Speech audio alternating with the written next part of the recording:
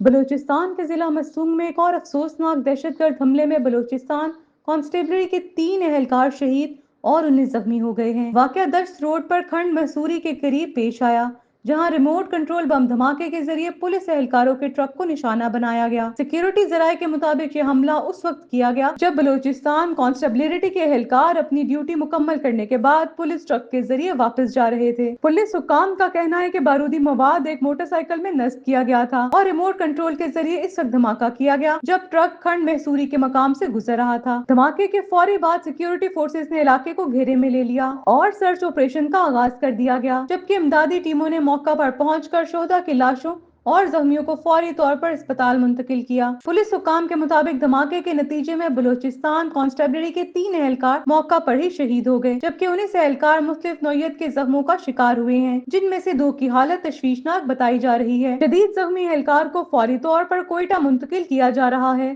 ताकि इन्हें बेहतर तिब्बी सहूलियात फराहम की जा सके। बलूचिस्तान हुकूमत के तर्जुमान शाहिद रन ने वाक़े की तस्दीक करते हुए बताया कि ये धमाका कल्लात के RTC से ड्यूटी मुकम्मल करके वापस जाने वाले पुलिस एहलकारों को ले जाने वाले ट्रक पर किया गया था। इन्होंने कहा कि हुकूमत जख्मियों को तमाम मुमकिन सहूलियात फराहम कर रही है और दहशत गर्दों को जल्द अंजाम तक पहुँचाया जाएगा। ये हमला न सिर्फ बलूचिस्तान में अमन व अमान की बिगड़ती हुई सूरत हाल की अक्कासी करता है, बल्कि इस बात का भी सबूत है कि सिक्योरिटी फोर्सेस को दहशत गर्द अनासिर की जानिब से मुसलसल निशाना बनाया जा रहा है। अवामी सतह पर इस वाक़े की शदीद मजम्मत की जा रही है और मुतासिरा एहलकारों के खानदानों से इजहार यकजहती का सिलसिला जारी है।